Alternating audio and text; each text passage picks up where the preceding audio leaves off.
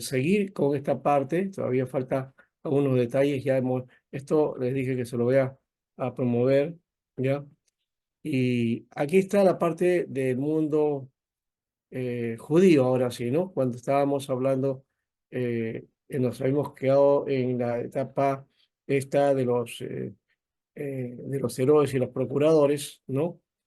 El periodo romano, básicamente, entrando ya a la etapa del primer siglo.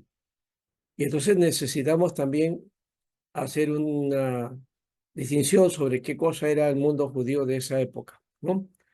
Vamos ahora, Padre bendito, gracias Señor por este tiempo y pedimos Señor tu guía y que podamos Señor todos juntos ir aprendiendo aquellas cosas que son necesarias para contemplar Señor en una visión más contextual los evangelios. Gracias Señor, en el nombre de Jesús. Ya. Esto también lo mencioné, está en el libro de Merrill Tenney, nuestro Nuevo Testamento, ¿no?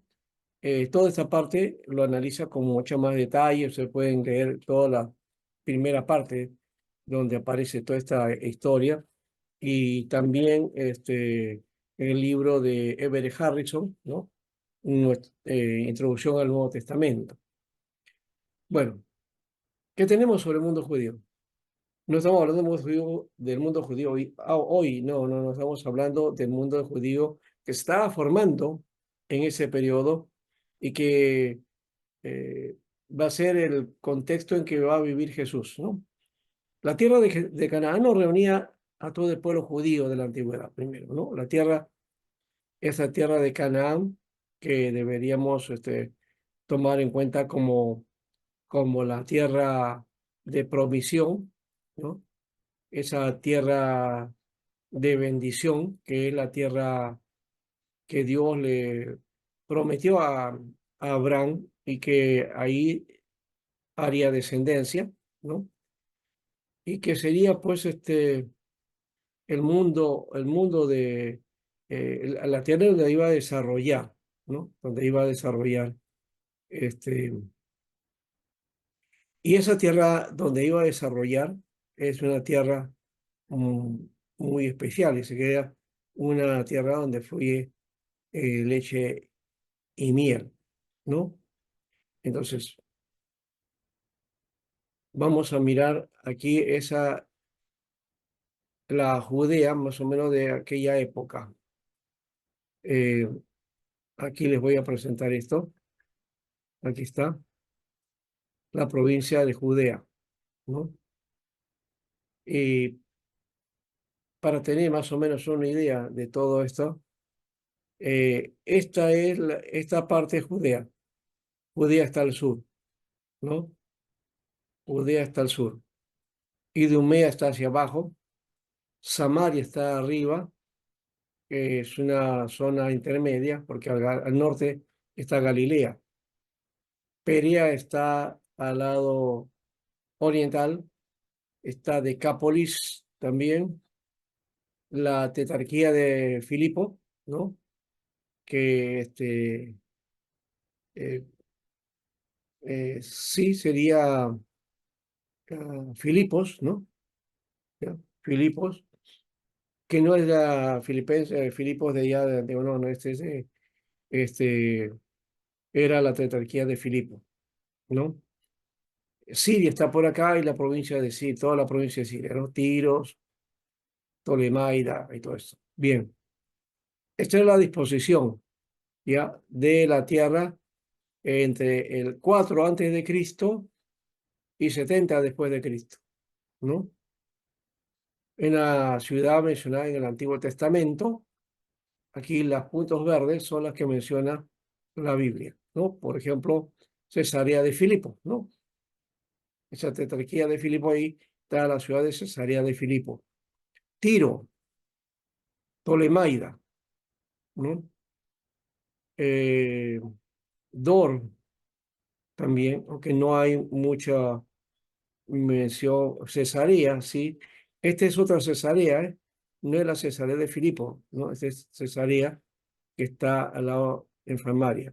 Después está Nazaret, ¿no?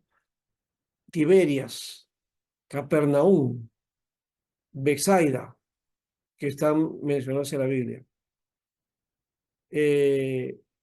Gergesa, o de los Gerasenos, aquí está Gadara, ¿no? Que es otra cosa, ¿no? Gadara no se menciona, aunque menciona en el Nuevo Testamento nuestro, dice los endemoniados de Gadarenos, pero son gerasenos, en realidad, son gerasenos, ¿ya? Bueno, Sicar, esta es otro aspecto, Nazaret, Sicar, Nazaret también está. Eh, ¿Qué otra? Aquí estoy, Antipatris, Arimatea, Efraín, Jope, Lida, Emaús, Jericó, Betania, Belén, eh, también Jerusalén, porque Jerusalén está como centro político, ¿no? No lo pone como verde, pero sí, también aparece, ya. Después Hebrón, Azoto, Ascalón y Gaza, ¿no? Azoto es el lugar donde Dios lo envió a Pedro, creo. No, creo que fue a Felipe, ¿no? A Felipe lo envió después. Berseba también es otra ciudad que es mencionada en tanto este, en el Antiguo Testamento, especialmente acá dice ciudades no mencionadas en el Nuevo Testamento. Ya están, esta es la verde y algunas que son esta Cruz Azul, me parece, sí. Entonces, estas que están en verde son, son mencionadas en el Antiguo Testamento. ¿Ya? Eh, Después en el Nuevo sí está Cesarea, Tiro, ¿no? Capernaum, todas estas ciudades que están por aquí. ¿Ya? También hay otras ciudades, ahí está Libias, Amazus, bueno, y las ciudades de Decápolis que están aquí en este triángulo, ¿no? Pela, Gadara, Rafana, Dion, Canata, Capitolías, Gerasa están, acá está, Gerasa, de donde eran los endemoniados, ¿no? Gerasenos. ¿Ya? También bueno, también está Gadara, bueno, acá hay otra Gadara, y también Filadelfia, es otra Filadelfia, ¿ya? Bueno, eso es para que tener una idea de cómo era. Va solamente a lo principal. Galilea aquí con Nazaret. Aquí está la ciudad de Seforis, de paso. Seforis es una ciudad que no es mencionada en la Biblia, ¿no? Porque estaba en proceso, por lo menos en el Nuevo Testamento, ¿no? Estaba en proceso de, digamos, de construcción, ¿no? Y hay resto de esa ciudad. Y se cree que Jesús estuvo trabajando en esa ciudad también, ¿no? Porque él era constructor, ¿no? Aquí hay otro detalle. Nuestra tradición pone a Jesús como carpintero, carpintero. Y siempre hablamos del carpintero. Y la idea del carpintero es que la idea de un taller donde se trabaja con el martillo, clavo, serrucho, ¿no? Este, bisel y todas estas cosas que tienen que ver con la carpintería. Se trabaja con madera, ¿no? Eh, pero la palabra, el oficio que Jesús tenía, en la Biblia, en el griego aparece como tectón o tectón, ¿no? Tectón, es la palabra con la que se hace esta profesión de que construye casas o edificios, ¿no? Arquitecto, ¿no? Arquitecto, ¿ya? Y esa misma palabra arquitecto aparece en Primera de Corintios, capítulo 3 cuando dice que Pablo, ¿no? Yo como perito arquitecto puse el fundamento, dice, ¿no? Entonces está tomando esa característica, Antiguamente, entonces, la palabra arquitecto era perito arquitecto, ¿ya? Hoy decimos ingeniero. Bueno, pero Jesús entonces era un tectón, que significa un constructor. Entonces ese constructor no solamente trabajaba la madera, posiblemente también la piedra u otros elementos para la construcción, ¿no? Entonces, por eso dicen algunos que Seforis eh, posiblemente haya sido una ciudad en la que Jesús también fue contratado para realizar obras ahí. Y recuerdo de un especialista y arqueólogo que era americano, pero daba clases en el mismo sitio, estuvo en Seforis. Tengo esos videos en los antiguos VH. No sé cómo estarán esos, si no, no sé si los pueda salvar.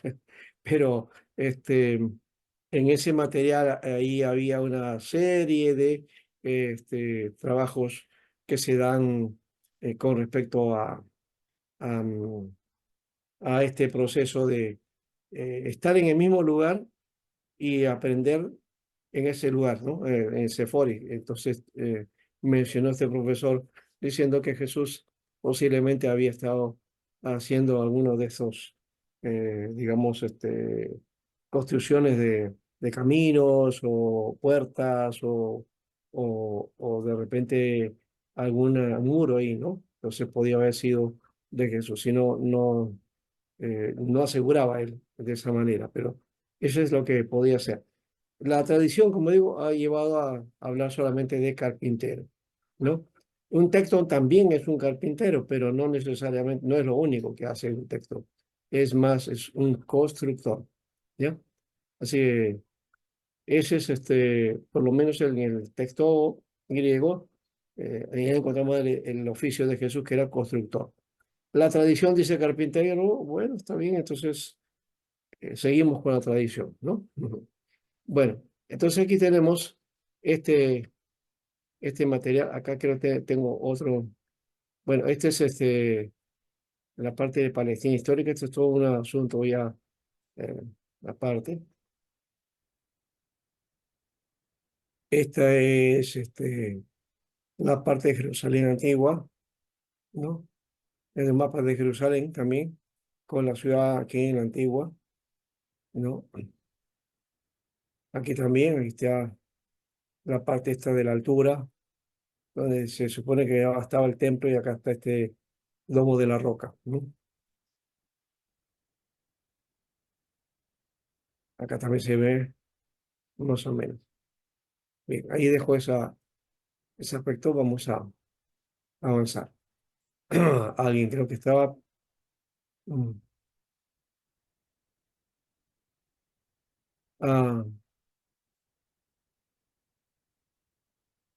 Jorge, bueno, no sé, Jorge, ¿dónde está? Estaba escribió algo, pero que no es del texto de acá. Estaba hablando, creo, del Génesis. Ya, seguimos entonces nosotros aquí. En cuanto a qué había sucedido con los judíos, ¿no? La dispersión había producido un pueblo judío internacional. Ellos se dividían de esta manera, ¿no? En la dispersión oriental y la dispersión occidental. La dispersión oriental eran los que habían estado en Persia, o sea, todos los que habían llevado hasta Persia. Y los de la dispersión occidental eran todos los que habían sido llevados o ganados por los griegos, ¿no? ¿No? O habían sido de alguna manera captados de esa manera. O sea, en Egipto, por ejemplo, había una comunidad muy grande de judíos, ¿no? Y Egipto estaba dominado por la cultura griega, ¿no? Por los Ptolomeos. Babilonia, así como Siria, dice Edersheim, eh, así como Siria, hasta Antioquía, en dirección norte, se consideraba que formaba parte de la tierra de Israel, ¿no?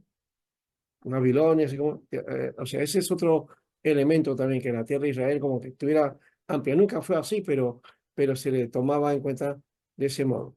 Todos los países que eran considerados como fuera de la tierra, como se llamaba a Palestina, ¿no? O a esa tierra de Canaán, mejor, con la excepción de Babilonia, que era considerada parte de ella, porque Siria y Mesopotamia, hacia el que hasta la orilla del Tigris, se consideraba que había sido parte del territorio que había conquistado el rey David. Bueno, lo conquistó, pero nunca lo tuvo, o sea, Israel nunca llegó hasta ahí, ¿no? Eh, Ahora, esto lo asocia de modo ideal y para siempre la tierra de Israel. Pero era precisamente entre el Éufrates y el Tigris que había las colonias judías mayores y más ricas de todas, hasta el punto de que un escritor ulterior los designó en realidad como la tierra de Israel. Eso es lo que dice Edelstein. Y Edelstein es un judío convertido que, bueno, tiene una posición también y posiblemente desde ahí lo apunta, ¿no? Y vamos a ver. La población oriental judía, entonces, que era la que había estado en Babilonia, se podía contar en varios millones. Este número les llevó a tener cierto poder político, los persas, y los griegos los favorecieron, lo mismo que los egipcios, y aún los sirios y los romanos, hasta por lo menos el 40 después de Cristo. Además, solo había 8 días de viaje entre Palestina y Babilonia, ¿no? Eso ya nos llevaría a ver, vamos a ver si puedo, acá pensé que tenía el mapita pero vamos a buscar otro que para, acá está, aquí debe estar, para presentar entonces los mapas que corresponden. Aquí está. Este es el del Imperio Babilónico. Voy a hacer la presentación de nuevo. Aquí está. Ahí está.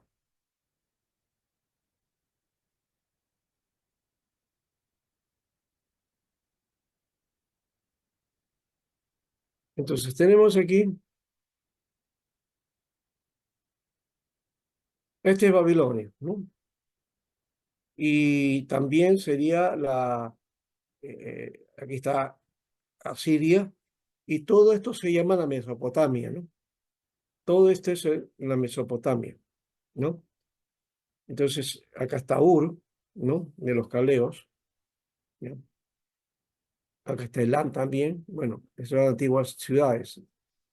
Entonces, esto le llaman el territorio de Mesopotamia. ¿Por qué? Mesopotamia significa entre dos ríos, en medio de dos ríos, ¿no?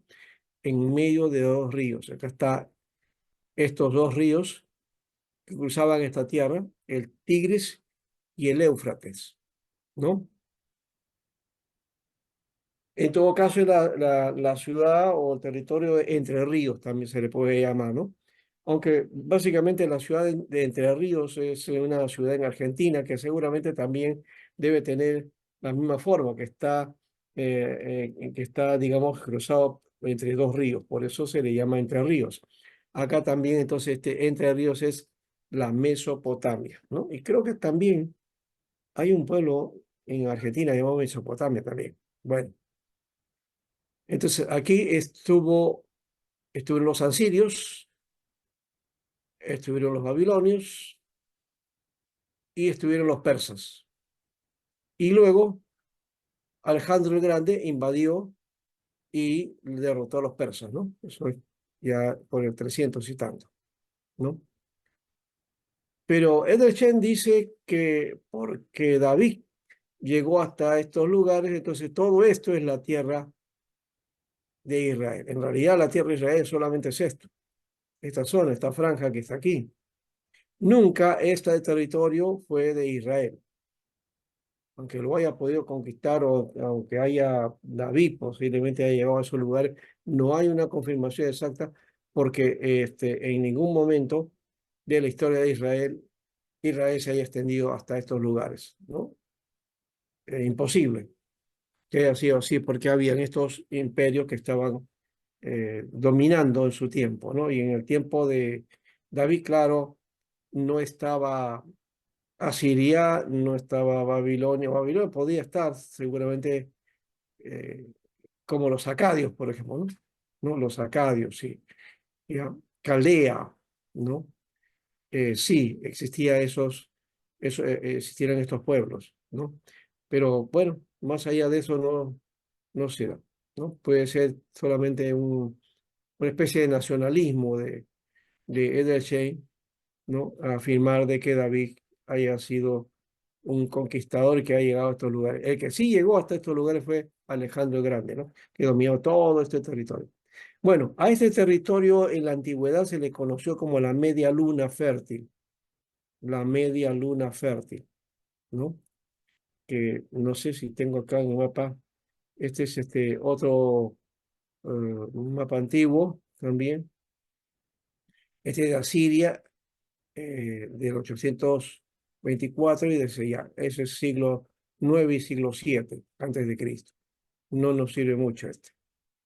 Este es un este es un mapa mucho más cercano, porque está hablando del Imperio Bizantino. Ya, y esto ya es, a ver, el año 500, eso es 600 después de Cristo. No nos sirve. Acá está el reino de Seleucida. Esta es la división que sucedió en el año 300 antes de Cristo, cuando Alejandro muere. Entonces, sus generales se pelean por su reino, el territorio. Y acá está toda esta zona que pertenecía a Persia. Se le conoce como el reino Seleucida, ¿no? Los Seleucidas, que luego se van a posar y van a hacer la parte siria, ¿no? Acá está el reino de los Ptolomeos, que eso es Egipto. Este es el reino de Antígona, en la parte de lo que sería eh, la Anatolia, ¿no? El oriente, el reino de Lisimaco y el reino de Casandro, ya por la parte de Grecia misma, ¿no? En fin, eso es más o menos la división en la época de Alejandro, cuando murió, ¿no? Eso también es otro aspecto.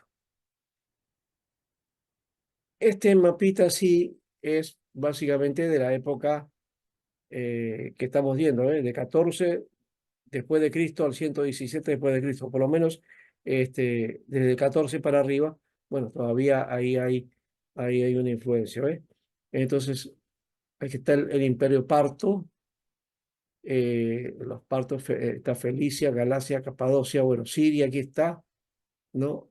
Arabia, Judea es esto, y Arabia hacia el otro lado, Egipto, ¿no? Esto es lo que era para la época de Jesús, ¿no? Y bien, ahí nomás dejamos con mapas. eh, Volvemos entonces ahora a nuestra...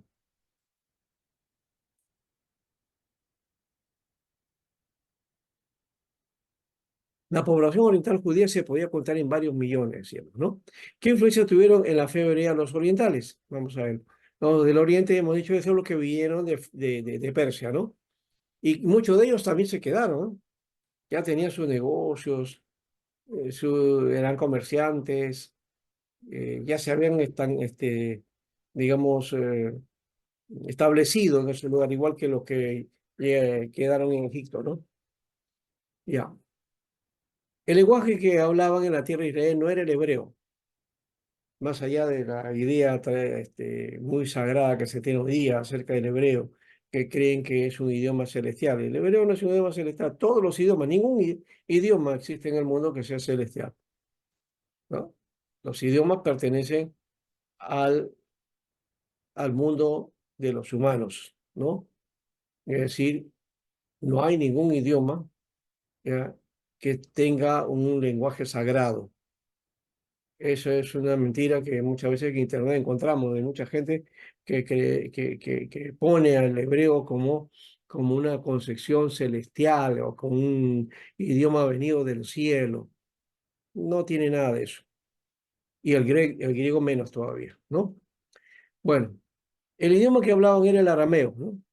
El arameo ocupaba ese lugar y se hablaba con dos dialectos, tanto en Israel como en Babilonia. Estaba hablando de había varios dialectos del griego, ¿no? Estaba el jónico, el dórico, el eólico, ¿no? Luego está también el ático y el koiné, ¿no? El koiné. Y cuando habla aquí el arameo sumamente habla dos dialectos del arameo, ¿no? Pero en el griego, perdón, estaba hablando, ya se me pasó el asunto acá. No, estaba hablando del griego. El griego era el que tenía cinco dialectos, ¿no? El Nuevo Testamento se hizo con el koiné. Pero el arameo tenía dos formas de hablar, ¿no? Dos formas de arameo había, ¿ya? Entonces, en Israel como en Babilonia, porque en Babilonia de ahí trajeron al arameo, ¿no? Básicamente de ese lugar lo trajeron. El hebreo pasó a ser entonces el lenguaje culto de los eruditos y de la sinagoga.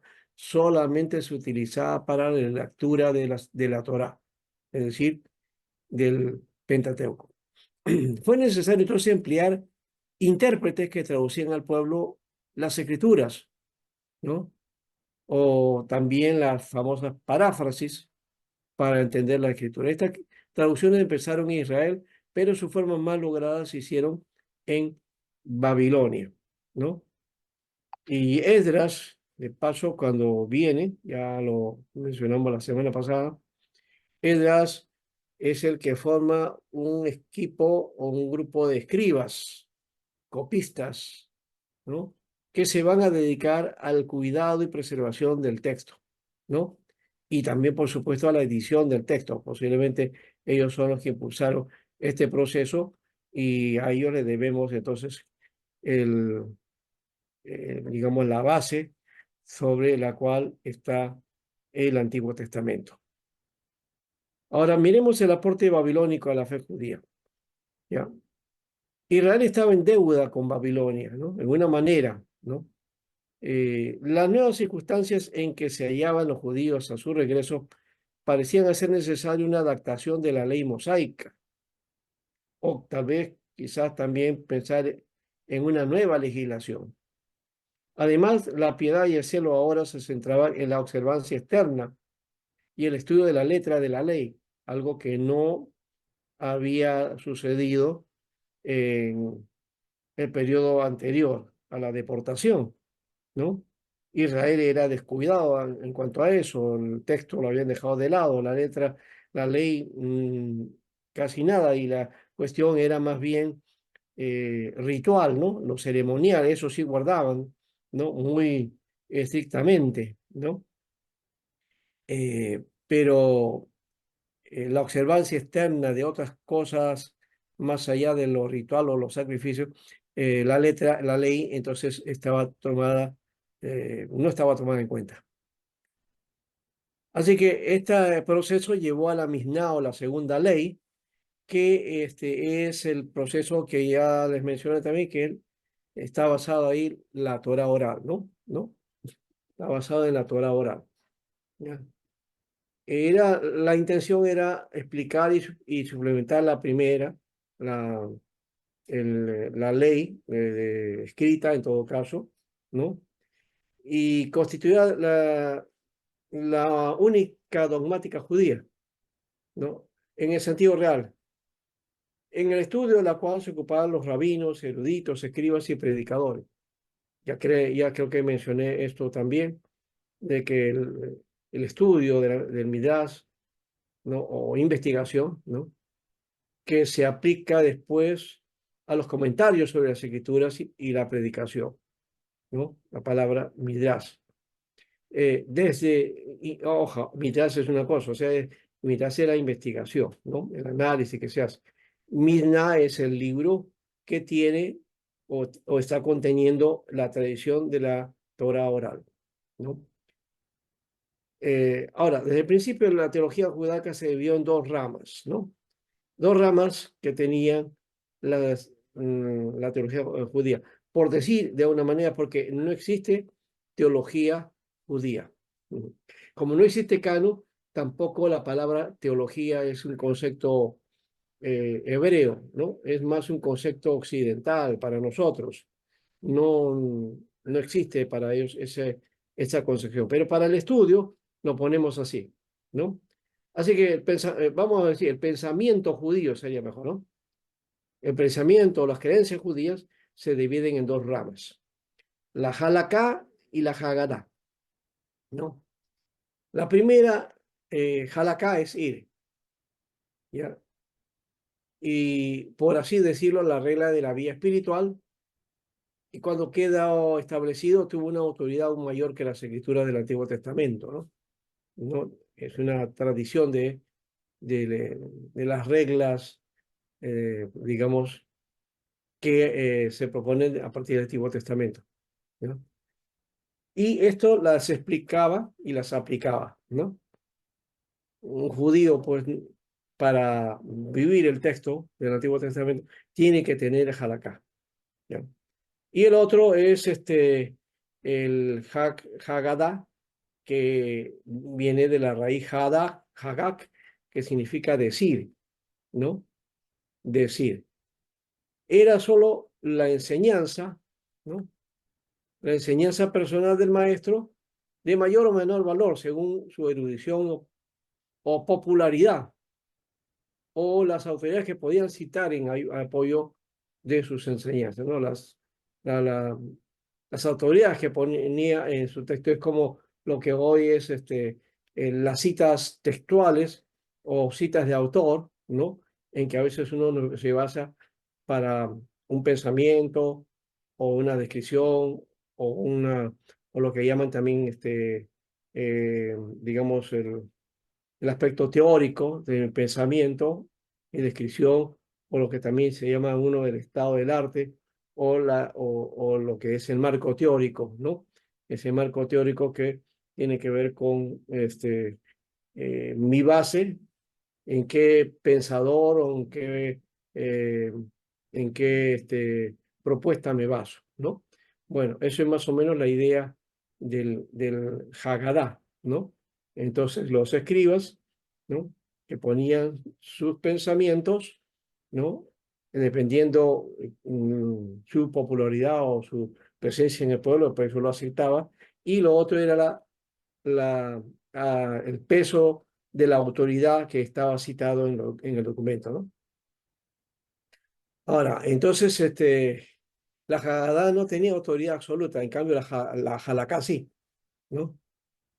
Hagadá era muy relativo, porque lo que decía un maestro no lo podía no lo seguía todo el pueblo, ¿no? Podía otro maestro ser parte del apoyo para otra parte del pueblo, ¿no? Ahora, pero lo curioso de esto es que eh, el Haddad tenía influencia popular mucho mayor, ¿no? Eh, y casi toda la enseñanza doctrinal de la sinagoga se derivaba de la Haggadah, pero tanto en la Halaká como en la Haggadah, ¿ya? Eh, la gente que vivía en esta tierra estaba en profunda deuda con Babilonia, porque de ahí venían sus tradiciones, ¿no? El padre de los estudios de la Halaká era Gilel, el babilonio, y entre los hagadistas no hay un nombre mejor conocido que Eleazar el Domo, que floreció en el primer siglo de nuestra era. En esta parte sí del sí acierta, ¿no? Bueno, ya tenemos más o menos la idea. Este asunto nos estamos complicando de repente con esto del Haggadah, Halaká, qué cosa es esto. No, no nos mareemos mucho, esperamos eso, ¿no? Y si se marean, bueno, me avisan, pues. ¿Ya? Espero que no haya dificultades. ¿Sí? ¿Se está entendiendo? Exacto. Yo, Ay, perdón, perdón. ¿Sí? Eh, Adi, ¿estabas hablando? yo había levantado la mano por Ah, ya, razón. Jorge, ya. Y adelante. Sí, solamente, bueno, importante la información que usted había dicho sobre la influencia de Babilonia en el judaísmo, ¿no? ¿Verdad? Sí, Pero también algo parecido se ha estudiado, se ha analizado cuando Daniel fue a Babilonia, se dice que dejó una escuela ahí en Babilonia, ¿no? De babilonios que fueron influenciados por la cultura judía, ¿no? Que, Ya, des- que después, cuando nace Jesucristo, le visitaron los magos, ¿no? Y que ya, la palabra mago en el idioma babilonio significa sabio. O sea, aparentemente parece que mago es el que hace brujería, ¿no? Pero ujú, en Babilonia, mago es un sabio. Entonces, esos sabios claro, vinieron, llegaron a Belén y llevaron los presentes, pues, ¿no? Entonces, se dice que esos magos o esos sabios fueron de la escuela que dejó Daniel en Babilonia, ¿no? Que influenció, ¿no? Ahí en Babilonia, ¿no? Bueno, esa es una teoría, pero que tiene mucha verdad también, ¿no? Mucha verdad sí, bíblica aunque, porque es aunque cierto. ya, aunque queda como tú dijiste, es una tradición. No hay una base textual o algo así, o algún movimiento que realmente haya tenido ese carácter que tú estás mencionando, ¿no? Bueno, lo cierto es que sí, hay eh, la influencia que tuvo, bueno, Daniel estuvo allá, pero la gente que volvió de Babilonia, volvió con muchas, digamos, creencias que había en Babilonia, ¿no? Cuando ellos fueron allá, de paso, había un conflicto que tenía Israel, ¿no? Los judíos. Si bien tenían templo, ellos no eran monoteístas, ¿no? No eran monoteístas, eran enoteístas, con H, ¿no? Enoteístas. ¿Y qué es un enoteísta? El enoteísta es el que tiene a un Dios principal o cree un solo Dios o un único Dios, pero también acepta a otros dioses, ¿no? No es la idea de politeísta, básicamente, o el politeísta es el que cree en varios dioses y no tiene a uno en primacía, ¿no? Entonces, eh, es uno solo, un solo Dios, no, es un Dios que está por encima de los demás, pero tiene también a los demás dioses a su favor, ¿no? Ese es el enoteísta. En esa concepción fue Israel y fue la lucha de los profetas, ¿no? Porque Israel no salía de eso, tenía sus sacrificios a Jehová, pero también tenía altares a otros dioses, ¿no? Y eso fue lo que le llevó al castigo. Bueno, se fueron a Babilonia, Babilonia los tuvo 70 años y ahí vinieron curados, porque solamente vinieron el concepto de un solo Dios, ¿no? Y los demás dioses murieron para ellos. O sea, el monoteísmo se forja, ¿no? Después de la deportación, ¿no? Ese es uno. Lo otro es que, ¿a qué se refiere recién cuando habla acerca de esas características que trajeron de Babilonia o que Babilonia influenció? Es porque el judío cuando va para allá no creía en la resurrección, por ejemplo. No creían en la resurrección. Entonces, cuando vienen, ahora sí hablan acerca de la resurrección y de la vida después la vida después de esta vida, ¿no? Después de la muerte, piensan en la vida del más allá, que eso sí era un concepto que había en la Persia, ¿ya? No existía ese concepto dentro del mundo del Antiguo Testamento, ¿no? Ni dentro del pensador ni el habitante del Antiguo Testamento no existía ese pensamiento, ¿ya?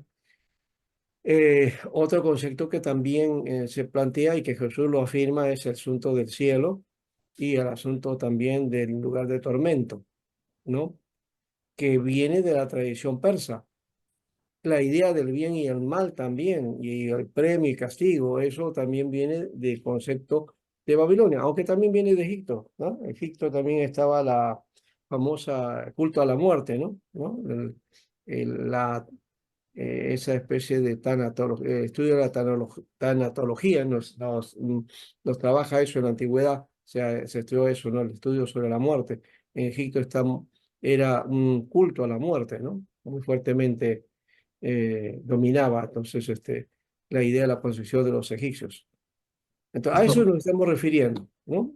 Y que Daniel haya tenido la influencia en otro grupo, ya bueno, eso puede ser posible, ya, pero no estamos hablando de esa eso, dimensión. Posible que haya ayudado un poco al pueblo o a la gente a volver y ahí está, por ejemplo, el libro de Lamentaciones que habla acerca de esta historia, o también los cánticos de los salmos que hablan acerca de cuando están en Babilonia y la tristeza que ellos tenían, de que le decían, pues ahí, canten ustedes, y dice que vamos a cantar aquí si estamos lejos.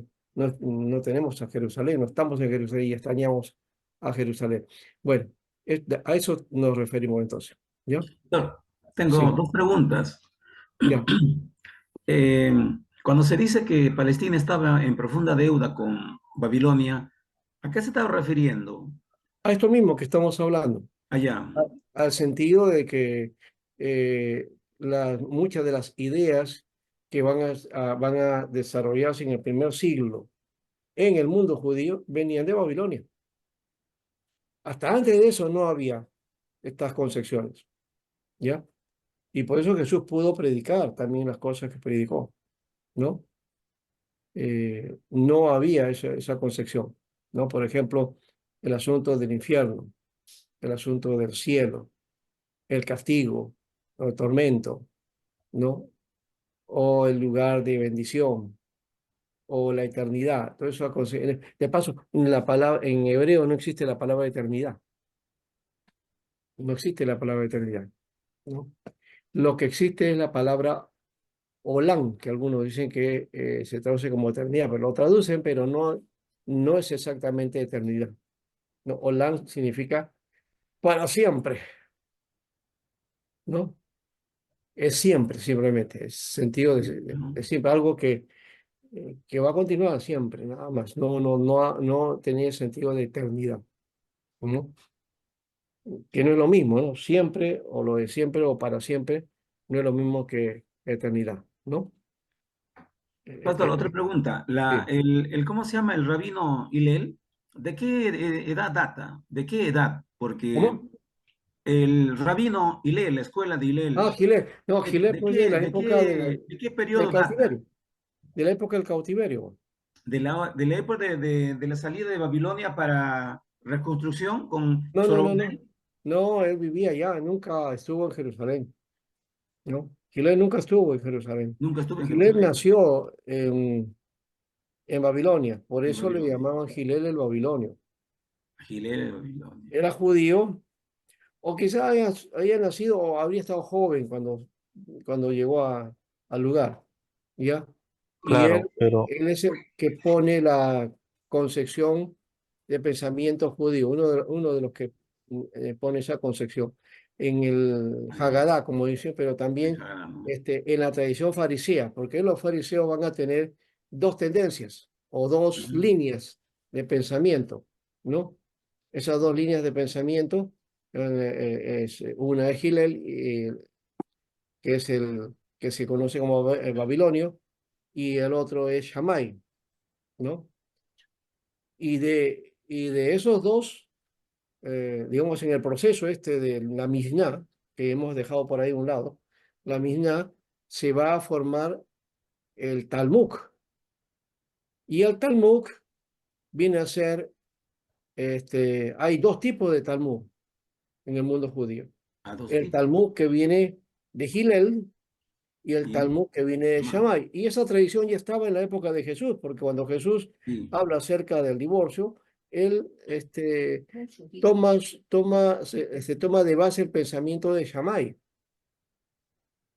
Y cuando Pablo habla acerca de eso, toma el pensamiento de Gilel, ¿no? Entonces, esas dos tendencias existían ahí muy fuertemente en Israel. Eran los maestros de la escuela de pensamiento claro, ¿no? Que guiaba a los fariseos, ¿ya? Este, entonces, existe el Talmud babilónico ¿ya?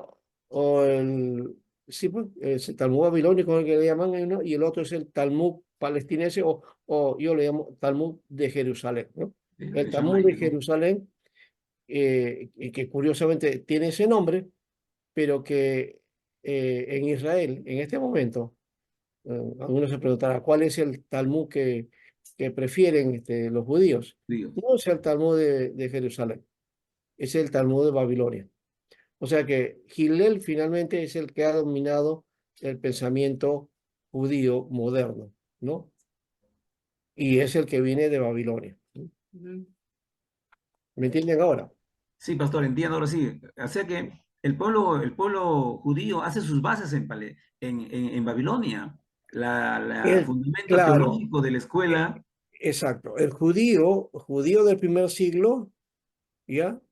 Toda su figura, características, tradición, ¿no? Ujú, Parte de eso, no es todo, pero parte de eso, ¿ya? Que va a ser característico, viene de todo lo que aprendió en Babilonia, ujú, ¿no? entiendo. Y eso hay que aceptarlo así, ¿no?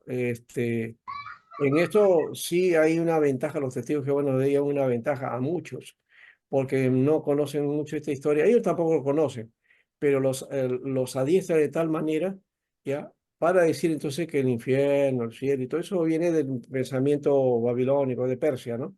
De ahí viene, ¿ya? Entonces que eso no es original de Israel. Y tienen Pastor, razón, sí, ¿y usted qué cree, pastor? Esa es la gran pregunta ¿qué cosa? sobre el infierno No, no, y no, la eso, condenación. yo no estoy poniendo eso en tela de juicio, no estamos hablando de eso. Eso es otra cosa. Claro. Ya, lo que Ah, ok. estoy diciendo es que de dónde vienen las corrientes de Ujú, pensamiento, ¿no? Claro, hay corrientes de pensamientos que han venido de paganos, pero sin embargo lo que dice la filosofía cristiana dice de que si un pagano habla una verdad, o sea, ha sido influenciado por Dios, ¿no? Por la verdad. Y, o sea, Claro, luego por ejemplo, Platón, hay verdades que tienen mucha relación con la Biblia, ¿no? Entonces se acepta, pues, ¿no? Porque por ya, más no, es que al paganos, revés. Yo creo que ahí viene otro elemento que está ligado a la cultura, ¿no? Eh, no deja, o sea, el hecho de que la afirmación lo hace Jesús después, en cuanto al cielo, el infierno, todas estas cosas, ya lo toma y el cristianismo lo asume como doctrina. Que su origen esté allá, eso no le da, no significa que le quita el valor de inspirado, porque lo inspirado está en el mensaje, ¿no? ujú, Ahora, lo mismo sucede con asuntos que dan el pensamiento que viene del mundo griego. Y de repente tú estás refiriéndote al asunto por ejemplo, este pensamiento que se tiene acerca del ser humano, ¿no? Que viene de Platón, ¿no? Alma, cuerpo y espíritu. Ese es pensamiento platónico, platónico. ¿no? Es de la filosofía platónica específicamente. No es un concepto de la Biblia. Aparece en la Biblia en el saludo que hace Pablo a la iglesia de Tesalónica. Y ahí hay que ver también por qué entonces Pablo hace ese uso, porque la gente de Tesalónica era de pensamiento griego Ujú, y ellos estaban familiarizados con la filosofía griega, con la forma de hablar de ese mundo, la forma de expresarse. Entonces, cuando Pablo le dice que todo vuestro ser, ¿no? Alma, cuerpo y espíritu, sean guardados irrepresiblemente para venir al Señor, está hablándolo en ese contexto. No está diciendo Pablo que el hombre es alma, cuerpo y espíritu, como se afirma, ¿no? No existe ese concepto en la Biblia. Expresa eso el pensamiento de la cosmovisión helénica o los de la iglesia de Tesalónica o digamos, del pensamiento de la gente de Tesalónica, ¿no? Que era de pensamiento griego. El Antiguo no, Testamento, ahora, les digo eso porque el Antiguo Testamento también te refleja otro elemento cuando habla acerca del hombre y te habla del hombre como alma y cuerpo, cuerpo. ¿no? alma y espíritu como uno solo, Uno solo. y el cuerpo. Entonces, ahí vemos ese concepto bipartito. El otro concepto es tripartito. Y entonces, como sale en la Biblia, uno dice, en la Biblia hay dos maneras de ver el hombre. En el Antiguo Testamento el concepto bipartito y el concepto del Nuevo Testamento tripartito. Y luego dice, ¿cómo solucionamos el asunto? Ah, porque como ya el Antiguo Testamento estaba en proceso, la revelación, y el Nuevo Testamento ya te aclara toda la revelación, entonces se asume el otro, ¿no? El tripartito. Lo que no se dan cuenta es que el tripartito es pensamiento griego, no es bíblico, o no es la Biblia lo que enseña así, ¿ya? Entonces, y lo bipartito, de paso, o lo que pensaba la gente del Antiguo Testamento, tampoco es bíblico, es la manera, la cosmovisión que tenía la gente, ¿no? Eh, la gente semita, ¿no? La gente de esos territorios tenían esa idea, esa concepción culturalmente, ¿ya? Entonces la Biblia no te enseña ni que es bipartito ni es tripartito. ¿Qué te enseña la Biblia con el hombre, acerca del hombre? Dice la Biblia que Dios lo hizo a su imagen y a su semejanza. Y Dios es uno, lo afirma Deuteronomio 6:4, ¿no? Oye Israel, el Señor es tu Dios, el Señor uno es. Entonces también el hecho de ser uno habla del hombre como una unidad. Dios sopló aliento de vida en el hombre, ¿ya? Y llegó a ser un ser viviente, un ser humano, ¿no? Una persona. Entonces el hombre, ¿ya? Existe por el soplo de Dios. Esa es la concepción. Entonces, ya lo demás es las expresiones que en la cultura hemos ido desarrollando, ¿no? ¿Correcto? Interesante, pastor. Sí. Pastor, sí, mire, lo que se está diciendo tiene que mucho que ver con lo que dice Juan. Juan utiliza el logos, ¿no? O sea, Sí, habla en lenguaje helénico, ¿no? Para poder, ¿no? Llegar, pues, a esa cultura, ¿no? en alguna Entonces, manera sí, pero también, claro, bueno, ese es otro elemento. Bueno, Juan es, de paso, es en los evangelios también, ¿no? Bueno, vamos a mirar eso después. Pero Juan, ya que lo has tocado, Juan, este, se escribe en griego. Y entonces la palabra que se utiliza es de logos. Y hay muchos dicen que, bueno, entonces ahí Juan está tratando de hacer un diálogo filosófico y por eso pone el logos, ¿no? Ya, bien. Pero si uno va cuando tú conoces el pensamiento judío, el pensamiento hebreo y especialmente las escrituras en hebreo, te vas a dar cuenta de que hay otro detalle y he descubierto eso y ahora hay libros acerca de eso también de paso, ¿ya? Yo no he escrito ningún libro acerca de eso, pero ya me lo ganaron, porque ya he visto esos libros por ahí. Y es, ¿de qué se trata? De que Juan no solo te está expresando en el logos un pensamiento griego o una propuesta, ¿no? De estructura de pensamiento griego. Lo que está haciendo es, como buen judío, está haciendo más bien una visión, ¿no? De pensamiento desde la Torá, desde la Torá. El Evangelio de Juan tiene esa característica, que no la vemos nosotros porque en el castellano se, digamos, ¿cómo digamos? Desaparece, ¿no? Esa propuesta se disipa y no lo encontramos, ¿no? Fácilmente. Un solo detalle para que hagan cuenta de que Juan está haciendo su evangelio pensando en la Torá, pensando en una estructura de Torá, ¿no? O del Pentateuco. El detalle es la primera palabra que aparece en el texto de Juan. Y la primera palabra, ¿cuál es? En griego es enargi, enargi.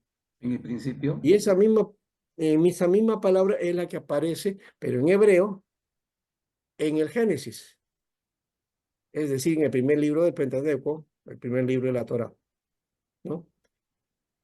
Es la palabra Bereshit, Bereshit. Bereshit.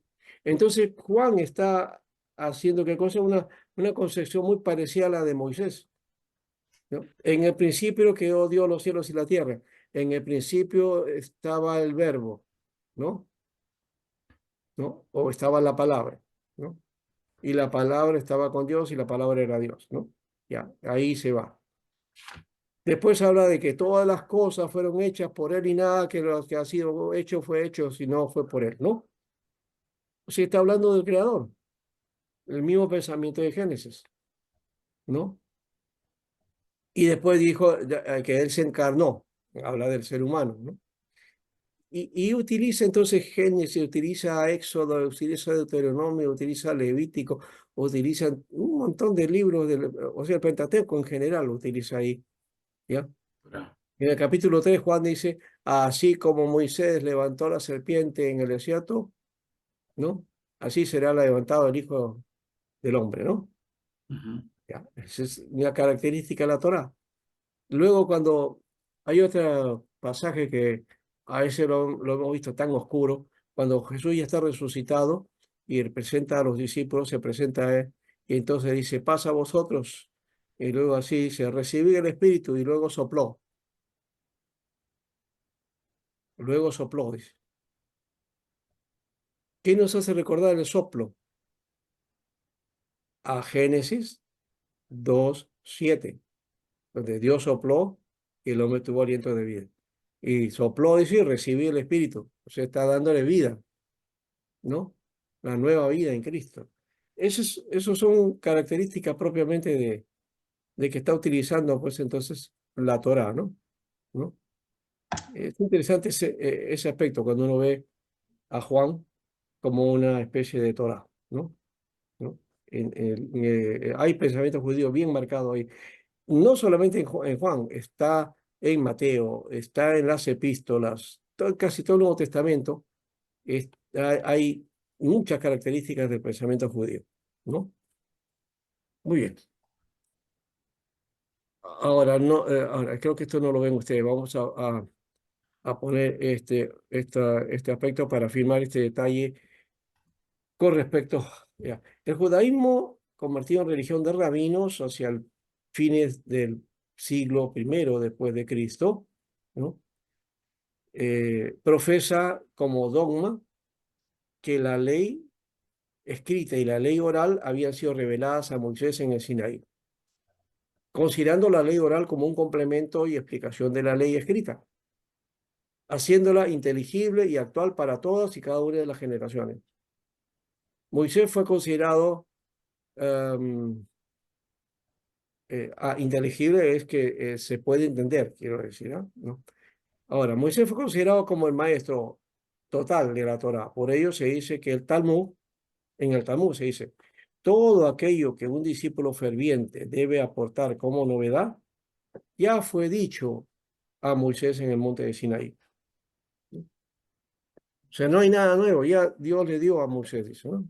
La Torá pone a Moisés como elemento fundamental. Y aquí están las fuentes judías tradicionales. Miren en la Torá la ley, ¿no? Está la Torá escrita y la Torá oral. La Torá escrita, bueno, la tradición escrita, perdón, y la tradición oral, ¿no? Claro. Y la Torá está ahí la ley, ¿no es cierto? Eh, y el Neviín y el Ketubín, ¿no? Que van a formar el Tanaj. Para el judío no existe Antiguo Testamento, es el Tanaj. Las escrituras se conocen como Tanaj, ¿no? Que vendrían a ser la Biblia de una manera, ¿no? Que para ellos Biblia no existe la palabra Biblia. Estoy hablando estrictamente en el pensamiento judío, Tío. ¿no? Entonces esa es la tradición escrita, que está dividido en tres partes, ¿no? Eh, perdón, la Ujú. tradición escrita que está dividida en tres partes. La Torá primeramente, que es básicamente la ley, luego el Neviín, que son los profetas, y el Ketubín, que todo eso es el conjunto del Antiguo Testamento, como lo conocemos nosotros, y que el judío le llama Tanakh. Y la tradición oral, ¿ya? Es decir, ¿por qué? Porque toda la Torá Torá, en el Pentateuco está la ley, todo, pero el Nevi'im también está ahí, pero se refiere a la Torá. Y el Ketuvim también, o sea, el centro de todo el pensamiento judío es la Torá, la ley, el pacto, ¿no? En eso está centrado, ¿no? Y el libro de la ley es importante para el judío, esa es la base. Y los profetas y los escritos hablaban de eso, ¿no? Se encargaban de cómo el pueblo había hecho con la ley, ¿no? Si había hecho bien o mal. Generalmente había hecho mal, ¿no? Se había apartado y se apartaban siempre. Por eso es que le vinieron los males. En la tradición oral está, por otro lado, las leyes de Moisés, las hacen en Sinaí, que se explican esas leyes, ¿no? Son explicaciones, ampliaciones de la ley. Es como lo que llamaríamos hoy día, vamos a proponerlo de esa manera, ¿no? Los estatutos o la constitución de una institución, ¿cierto? ¿No? Esa es la estructura, ¿no? Y las leyes, lo que norman y todo eso. Pero lo que interpreta son los reglamentos, ¿no es cierto? Se necesitan reglamentos para eso. Algo parecido a eso sería, ¿no? El asunto de la Torah oral y la Torah escrita como Tradición. documento, ¿no? Base y la Torah oral como interpretación de esa Torah escrita, ¿no? Bien. Y entonces ahí están los halakot, está la Mishnah que contiene esa interpretación y finalmente el Talmud que es el libro que envuelve todo, ¿no? El texto del Talmud está entonces compuesto por dos partes. La Mishnah, que es la base de la tradición oral, o sea, se recopila, ¿no? El pensamiento de la Torah oral. Y el otro documento que también interpreta es la Gemara, ¿no? Entonces ya tenemos ahí esa idea. Esto ya está funcionando para el segundo, primer siglo, ¿no? Aquí está la idea de la Torá, el Talmud de Babilonia a Jerusalén, ¿no? ¿Cómo fue, no? Acá está el Midrash del que estábamos hablando, la tradición oral viva o la investigación. La Halaká, el sentido de aplicación práctica de la ley, ¿no? Que es autorizada. La Hagadé es la interpretación no jurídica de la ley y que era de los maestros. La Mishnah es el código definitivo de la ley oral, contiene entonces el pensamiento, digamos, la Torah oral recopilada, ¿no? ¿No? Es recopilación de la Torah oral. Luego está la Kabbalah, que es la interpretación mística de las fuentes bíblicas y rabínicas, ¿no? Ya la parte eh, mística del judaísmo, que se va desarrollando después, ¿no? Hasta nuestros días ha llegado eso, ¿no? Y el hasidismo, interpretación mística existencial y devocional de la Torá y del Talmud. Así que hay dos pensamientos místicos, ¿no? De la Kabbalah y el hasidismo, ¿no? Esto está dentro de lo que se conoce como la esotérica, ¿no? La esotérica judía, ¿ya? De eso lo dejamos ahí, nomás es un poco más complicado. Pero esto es un detalle que aparece, digamos, con el tiempo, ¿no? No es que en el primer siglo haya habido esto. Sí existía, o de ahí aparece un documento que es el libro del Zohar, el Zohar, ¿no? Que es un libro de este aspecto de la esotérica judía, ¿no? De la mística judía, ¿no? Entonces, para el judío la Torá tiene varias formas de entenderla. Varios nombres tiene la Torá. La Torá de Dios por su origen, la Torá de Moshe por su recepción, la Torá de Israel por ser los destinatarios de cumplirla y estudiarla. Cada generación crea su exégesis acorde a sus valores, necesidades y dificultades, ¿no? Y que la Torá viene a ser la base y fundamento para la vida, ¿no? Para el judío. La Torá describe desde la creación hasta la formación de Israel como pueblo. Es la revelación de Dios. Su palabra que es dada a los hombres es la formación de un pueblo para dar a conocer su propósito para la humanidad. Entonces, Torah es revelación de Dios, es la instrucción de Dios, es la ciencia de Dios y es la palabra de Dios, ¿no? Bien, esto es como base.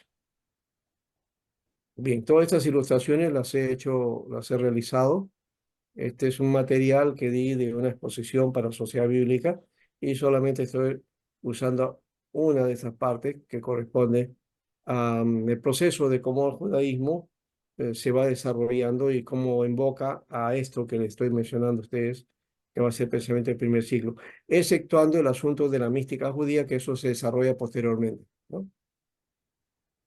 Pastor, Sí, buenas noches. Una consulta con respecto a lo que estaba diciendo. Eh, la Biblia menciona que Jesús hablaba en parábolas y sin parábolas él no explicaba. ya. Eh, sabemos lo que es una parábola ahora, ¿no? Pero en sí, para los judíos, ¿qué era, qué era una parábola o en qué grupo de lo que usted ha explicado, de repente la ley oral o no sé, está eso? Porque supongo que no solamente Jesús explicaba con parábola, de repente desde el resto de los rabinos también. Y si es que Salomón también hablaba con parábolas, ¿no? Ujú. Eh, o sea, en todo caso, ¿qué eran las parábolas o cuál era su objetivo? Bueno, está explicitado en la Biblia que las parábolas tenían un sentido, ¿no? Dar a conocer las verdades de Dios. Y Jesús utilizó ese método que de paso era un método común en esa época. Entonces, por ese motivo es que Jesús lo pudo utilizar porque la gente podía entenderla, ¿no? Estaba acostumbrado a eso. No te podía decir de quién era ese concepto o quién lo inventó, no tenemos la idea, ¿ya? Pero Jesús lo utilizó muy bien. O sea, algunos creen que Jesús inventó la parábola, pero Jesús no inventó las parábolas, ya existía esa práctica o esa metodología de enseñanza o de instrucción, ¿no? Jesús sí la hizo suya, en una manera, así que las parábolas están ligadas a las enseñanzas de Jesús, ¿no? Y hasta diría que dentro digamos, de la práctica religiosa o del mundo del pensamiento religioso, las parábolas de Jesús son especiales, únicas, ¿no? Y son originales, ¿no? Desde Se- esa se- perspectiva. se- Pero el método parabólico, eso era común en el pueblo, ¿no? Y derivaba de lo que ya tú mencionaste, ¿no? De Salomón, que son los proverbios, los dichos de los pueblos, ¿no? Eso era parte, y Jesús fue, digamos, afirmando con historias, ¿no? Esas verdades y esos dichos que tienen que ver con la sabiduría, ¿no? Sí, se relaciona, pastor, en todo caso con la ley oral o no podríamos relacionarlo? no necesariamente con la ley oral, aunque podría darse, aunque en la ley oral no hay ningún ejemplo parecido al que Jesús plantea con las parábolas, ¿no? Te dan explicaciones, sí, te dan explicaciones, pero son explicaciones prácticas, ¿ya? No toma, que yo sepa, no toman de ejemplo casos de la vida, ¿no? Que Jesús sí utilizaba, ¿no? Lo que podemos llamar las parábolas vienen a ser lo que hoy día comúnmente hacemos los evangélicos, le llamamos este, eh, ilustraciones, ¿no? Las ilustraciones.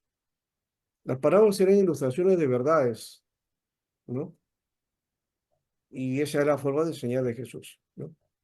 Pastor, Como pero en digo, el Antiguo Testamento, Dios a través de los profetas usaba para los mensajes, mucha ilustración. Por ejemplo, sí, la casa claro, del alfarero, cuando el profeta... sí, sí, claro que sí, pero hay una característica que la parábola tiene, ah, que difiere de las ilustraciones. Las ilustraciones podían ser, este, digamos, sacados de la vida real, pero dándoles un sentido más particular, ¿no? En cambio, Jesús utilizaba hechos de la vida real y de esos hechos de la vida real, ¿no? sacaba enseñanzas prácticas. ¿Te das cuenta? Entonces, lo otro era, las ilustraciones te llevaban al pensamiento y a afirmación de verdades, pero no te aplicaban, ¿no? Jesús tenía esa concepción de que enseñaba esto y esa misma enseñanza ya estaba aplicando verdades ahí, ¿no? En esas enseñanzas. No sé si se ha entendido la diferencia, en todo caso, ¿no? Sí, sí, pastor. En ese caso Jesús fue único, ¿no? Porque incluso el profeta Natán, cuando reprende al pecado del rey David, usa una ilustración, ¿no? Sí, sí, claro, usa una ilustración, Sí. pero dice un amigo recibió Ujú, este, a un amigo que venía de lejos, ¿no? Ya, y tomó la ovejita de su vecino, teniendo todo un ganado, ¿no? ¿Tú qué harías? O sea, este es reo de muertes. Tú has hecho eso, le dice. O sea, le da una ilustración. Eso no es una parábola. no es una ¿Ya? ilustración. La parábola te da una verdad. Aquí te estaba dando a conocer una situación que estaba viviendo específicamente David. ¿Ya? Por ejemplo, vamos a la parábola del buen samaritano. Ujú. ¿No? ¿Quién en su sano juicio hablaba de un buen samaritano en esa época? Los samaritanos eran odiados en el mundo judío. Y poner a un samaritano haciendo una acción buena, eso era pues una degradación para el judío, ¿no? Pero Jesús lo hace, ¿ya? Y saca esta historia, parece, de una situación real que ocurrió, ¿no? Un judío fue asaltado ahí en el camino a Jericó, ¿no? Que venían de Jerusalén desde arriba hacia Jericó, aquí quedaba abajo. ¿Ya? Es decir, para ir a Jerusalén se subía, ¿no? Para Ujú. bajar, para salir a Jericó se bajaba, ¿no? Entonces, fue asaltado, quedó malherido, y pasa un sacerdote y se va corriendo. Algunos cuentan la historia al revés, dicen no, que como él tenía que hacer sus actividades religiosas. No, él se estaba viniendo, no estaba yendo a Jerusalén, estaba viniendo. Estaba bajando. El levita también estaba viniendo, es decir, los dos habían cumplido con sus acciones religiosas. Estaban bajando ya, profesor. Estaban bajando, pues, Claro. ¿ya? Y, pero no hacen, no, lo ven y se dan media vuelta. Este asunto no es conmigo. Y viene ese samaritano, lo ve tendido, se apiada de él, lo toma, lo cura, lo lleva ahí al hostal, ¿no es cierto? Al lugar para que lo cuiden y paga y pone un médico y todo lo más. Y dice que si a la vuelta hay algo que ha quedado, yo lo voy a pagar, dice, ¿no? ¿No? Entonces lo deja ahí en la posada y el hombre se queda ahí y se recupera, ¿no? Y Jesús después dice, bueno, ahora, ¿quién es el próximo, no? El que hizo de misericordia, dice. Y luego dice, ve y haz tú lo mismo, le dice, ¿no? Pero saca de un dato que parece que Jesús sabía, de que había un samaritano que había tenido esa actitud frente a un judío. No le interesó que ese fuera judío. O sea, esa historia la sacó Jesús, no, no la inventó, no la inventó. No fue una cosa que se le ocurrió, como podía haber sido el caso de la ilustración que hace Natán sobre la oveja y todo eso. Toma esa ilustración de la oveja para decir, mira, esto es lo que está haciendo David. ¿Ya? Pero en este caso no es que Jesús toma un invento, no, ese caso ocurrió y ocurría siempre ahí, ¿ya? En esas carreteras uno no podía caminar solo porque era presa de los asaltantes ahí, ¿no? Eso era muy común en ese lugar, ¿ya? Así que esa situación muy común, ¿no? Jesús lo resalta, ¿ya? Para mostrar una acción no común, que fue la acción de un samaritano. Y los judíos siendo judíos, no atendieron a su compatriota, ¿ah? Que era judío y al cual tenía que atender, porque eran sus hermanos. Pero no le importó, entonces se fueron. Se fueron ellos, más el otro, el odiado extranjero, el que era enemigo del pueblo, ese va y se apiada y ayuda a este judío. Ahí está la excelencia de la enseñanza, ¿ves? ¿No? Y como digo, ese hecho, ese episodio ocurrió. Jesús entonces lo único que hace es hacer uso de eso como ilustración para darle esa enseñanza de cómo debe ser un prójimo, ¿no? Bonita la enseñanza, ¿no? Y así es, todas las enseñanzas de Jesús han sido hechas de esa manera. Por eso que ese aspecto de la parábola que llaman en Lucas de Rico y Lázaro, en realidad no debería llamarse parábola, porque no tiene las características de una parábola. Las parábolas tienen que haber sido historias concretas. Salió el sembrador a sembrar, ¿no? Entonces vio él que sucedió eso. Un sembrador salió, puso las semillas aquí, bueno, a otro terreno y así, pero no creció, ¿no? Y Jesús toma eso y hablando acerca del reino, ¿no? Y compara esa situación con el reino de los cielos, ¿no? Muy bien. Ya, ahí dejo esta parte. Necesitamos avanzar. Vamos a ir por este lado. A ver. Eh, ¿No quiere salir esto? Ya, aquí está. Ahora, ¿qué influencia tuvieron en la fe hebrea los judíos occidentales? Ahora vamos a los otros, a los que tenían pensamiento helénico, ¿no? Ellos eran los que habitaban en las regiones no incluidas en la dispersión oriental. Eran principalmente judíos que se dedicaban a la artesanía, negociantes, mercaderes y dedicados a tareas afines y afincados en Occidente por razones puramente seculares. El elevado nivel de pensamiento y estudio de la ley en Oriente era para ellos algo distante e inalcanzable. Sin embargo, esto no les quitaba tener un alto concepto nacional y un desprecio altivo al paganismo. Pero por otro lado, la influencia griega se mete con fuerza dentro de sus conceptos más tradicionales y nacionalistas. Algunas características en cuanto al estudio de la escritura. Los eruditos judíos empezaron a leer la filosofía griega en las bibliotecas de Alejandría y de otras ciudades que Alejandro construyó por donde iba avanzando. Quedaron intrigados con las ideas de Aristóteles y de otros pensadores griegos, especialmente cuando vieron el éxito de la civilización de Alejandro basado en lo griego. Eh, a veces pensamos que como que el judío a los gentiles los tenía como paganos, entonces no aceptaban estas ideas, pero sí, muchos fueron influenciados y hubo un pensamiento también griego que aportó también a la concepción del mundo judío del primer siglo. ¿Mm?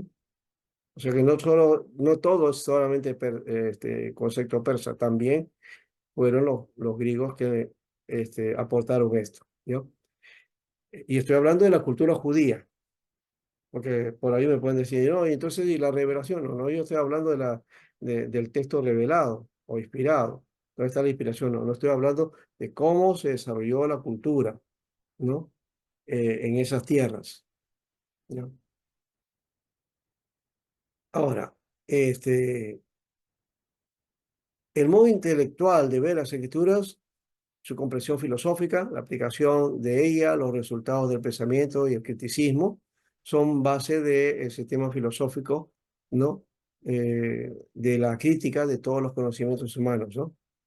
O sea, la crítica textual es, básicamente estás aplicando filosofía griega. Era esto lo que era particularmente helenista. Si se aplicaba este método, cuanto más profundo se exploraba, más solo se sentía uno, más lejos de la pesadumbre, pero mayor sería la luz del criticismo que saldría. Lo que era judío, palestino individual, concreto de las escrituras, era solo lo externo, verdadero en sí, pero no la verdad. Habla profundidades por debajo. Y si se elimina de las historias un nacionalismo y se idealizaba al individuo que había en las personas presentadas, se llegaba a ideas y realidades abstractas, verdaderas para todos los tiempos y todas las naciones. Pero este simbolismo profundo era pitagórico. Esas ideas preexistentes, que eran los tipos de toda la realidad externa, eran platonismo, lo dice Dershey. Y en esto sí, esto es cierto, pues, en alguna manera. El pensamiento judío, eh, antes, antes de la deportación y después de la deportación, con la influencia de los persas, era de corte concreto, ¿no? Muy concreto. En el mundo occidental, más bien, el pensamiento es abstracto, ¿no? Esa idea, nosotros trabajamos bajo ideas abstractas. La teología sistemática tiene conceptos abstractos, ¿no? No son ideas concretas, como alguien dijo, ¿cómo aterrizamos, no? ¿Cómo se aplica a la realidad estas cosas? Eso es lo que muchas veces tenemos problemas en nuestro pensamiento cristiano, ¿no? No sé si porque no entendemos y cómo aplicarlo o porque de repente es evidente la aplicación, pero no queremos poner en práctica, ¿no? Bueno, entonces la especulación es una particularidad, por ejemplo, de nuestro pensamiento occidental, ¿no? Por ahí, por eso alguno trató de especular, ¿no? Asumiéndome, diciéndome, bueno, pues sí, ¿usted qué piensa sobre esto? No es el momento, no es para la propuesta ni el curso de decir cuál es mi pensamiento, no, sino exponer estas cosas, ¿ya? Para que ustedes luego tengan el criterio y lo utilicen, ¿no? Esa es la idea, no estoy tratando de meter una idea, mi idea, sino simplemente exponer aquello que estamos encontrando, ¿no? ¿No? Y espero que así se entienda y cada uno entonces asuma y, como digo, analice, porque esto no es para agarrar y comerlo todo enteramente, nos puede dar digestión, indigestión, ¿no? Entonces tenemos que tener cuidado también, ¿verdad? Entonces, y ser consciente de cómo captar esto de tal manera que de ninguna manera sea nuestra verdad, nuestra enseñanza, lo que creemos, no sea removido. Porque si esto nos remueve, entonces no tenemos base, no tendríamos base. Esta cosa que estamos hablando no tiene que mover nuestra fe, no tiene que hacer dudar nuestra fe, ¿no? Si es así, esa es a veces la idea que se tiene, ¿no? Y los pastores por eso digo, no, esa cosa no se debe enseñar, ¿por qué no? ¿No? Si nosotros no lo hacemos, en alguna manera ustedes van a, a informarse de estas cosas y hasta a veces mal, y ahí sí van a tener indigestión, ¿no? Entonces tenemos que tomar conciencia seria y con madurez aceptar esto, ¿no? De tal manera que nuestra fe no sea removida, sino afirmada más bien, ¿no? Muy Cierto, bien. pastor, cierto. ¿Sí? Sí, no solamente, a veces cuando uno discrepa con otras religiones, utilizan eso, ¿no? Te dicen, no, pero tú crees lo mismo que Platón creía, Ujú. o lo que un filósofo creía, ¿no? Y ahí como que te hacen mover, ¿no? Te mueven el Claro, porque piso. no saben que Sí, ciertamente viene de ahí, claro, ¿no?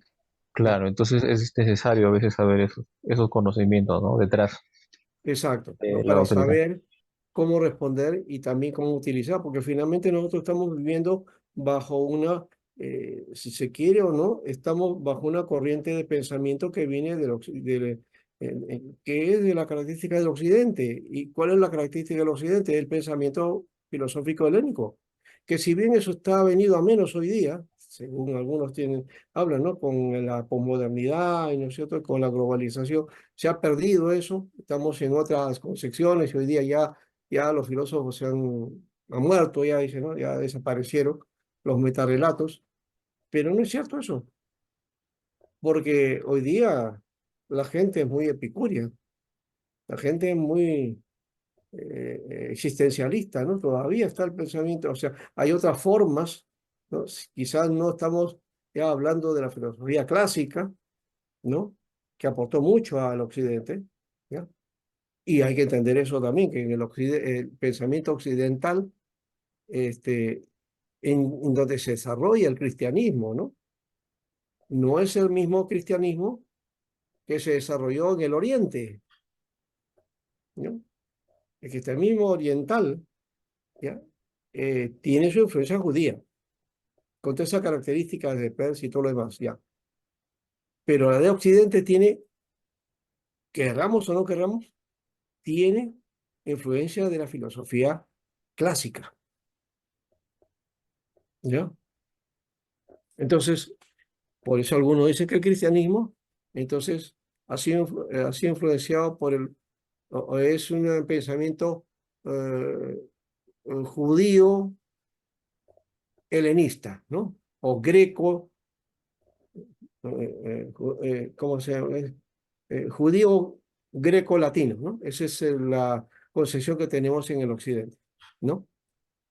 Son las bases que tiene esta civilización, ¿no? Que como te digo ya está venido a menos, ¿no? Pero ahí vamos. Ujú. No necesariamente no, no. Más bien, en cuanto al hombre, creo que la presbiteriana es igual que las demás iglesias evangélicas, no es tripartita, ¿ya? Es tripartita, pero cada creyente puede asumir la postura que desea. Ujú. No, no hay una cuestión ahí fundamental o digamos, de base, ¿no? Central, o que si tienes una postura u otra te vas a ir al infierno, ¿no? O te vas a ir al cielo, no. Ahí hay una libertad en ese aspecto, ¿no? Pastor, yo creo que eh, ya que se está hablando de corrientes filosóficas, como creyentes y como líderes de iglesia, tenemos que centrarnos en la palabra, porque Jesús preservó y cuidó bastante, estando en una época muy helenista, ¿no? Está en una época, en Pablo, vamos a decir. Pablo era una persona muy pegada a la ley antes que conociera a Jesucristo. Sí, sí, sí, muy ¿Ya? judío. Un judío muy celoso y conocía de todas estas corrientes. Sí. Incluso el Toral se la sabía en todas sus ramas, vamos a decir, Ujú. ¿no? Entonces, pero ¿cómo preservó y cómo tuvo distancia con respecto a cada carta paulina que le hacía llegar a las iglesias? Por ejemplo, para la iglesia de Corintios, especifica especialmente ahí el don de lenguas y no lo dice en otros libros más, para aclarar un tema ahí para la iglesia de Corintios. Sí, pero que ese era un asunto ya de práctica cultural. Ahí no tiene que ver la Claro, filosofía ni pero nada, lo que quiero ¿no? también es terminar y decir que en otras partes, como en Tesalónica, ¿no? Él hace la salutación final, la doxología, ¿no? No el cuerpo, alma y espíritu. Entonces, era para un tiempo también del cual se estaba viviendo el pueblo, que era un pueblo, pues, de esa cultura, ¿no? Claro, expresa lo que la cultura conocía, ¿no? O ¿No? como en Corinto también, ¿no? O lo dice, ¿no? Que la mujer que no se quita el velo, dice, ¿no? También, Porque era un cambio que la persona que estaba como sacerdotisa sí, de la sí, diosa, ¿no? Y sí, venía el sí. evangelio para que no pues, se Para tapara que el marque la rostro y el diferencia. velo. Sí, Claro, a lo sí. cultural. De una u otra manera está presente, porque de paso, no, si queremos nosotros tener, digamos, pureza doctrinal y sana doctrina, como muchos se afirma, y no estoy en contra de eso, sino estoy diciendo que la forma que utilizamos para nuestra práctica es, no quiero saber nada con el mundo, no quiero nada con el pensamiento de acá, ni el pensamiento griego, pero no nos das cuenta que nuestra concepción de vida, la formación, de la crianza, la educación que hemos recibido es helénica, es occidental, y no podemos evitarla. Como Pablo tampoco pudo evitar también su pensamiento, ahí está, Claro. está presente sus formas también, la diatribe, las formas de diálogo, todo, eran griegas y él las utilizaba muy bien, ¿no? Pero, Y por sí, eso le decía examinarlo todo, retener lo bueno, ¿te das cuenta? Entonces, esa idea que porque yo rechazo al mundo o las formas o el sistema de pensamiento del mundo, Lo que debemos rechazar es el pecado y el sistema de pecado, sí, pero las ideas, los conceptos, las formas de vida, eso está ahí y es así, ¿no? Claro. En Hay otra Occidente cosa, no hay forma, pues, a menos que uno invente una nueva práctica de vida, ¿no? O de filosofía, de pensamiento, ¿no? ¿No? Nueva, diferente, que los que están queriendo hacer hoy día en la posmodernidad, ¿no? Un relativismo, un eclecticismo, digamos, con fuerza, ¿no? ¿No? Sacando pedazos de conceptos religiosos de aquí a allá y pegarlas en uno solo y ahí tienes tu concepción de vida, ¿no? ¿Ya? Entonces, es lo que está haciendo hoy día, ¿no? ¿No? Entonces ya no valen los metarelatos, ya no te compliques la vida con pensamientos o profundidades, porque hay que ser pragmático, dicen, ¿no? El pragmatismo, una filosofía también, por más moderna o posmoderna que parezca, el pragmatismo simplemente es una vieja filosofía antigua, ¿ah? Que aparece en Santiago, ¿no? Comamos y bebamos que mañana moriremos, ¿no? ¿No? Entonces, es ese pragmatismo, que está en la política, está en la educación, está en la religión, está metido en todas partes, ¿no? interesante. Sí. Entonces no Eh, podemos escapar, pues, de las cosas del mundo. El hombre va formando vida, mundo, civilización y se mueve por pensamientos. Lastimosamente se mueve así, querramos o no querramos. Que estén acorde con la Biblia o no, pero se va moviendo igual, ¿no?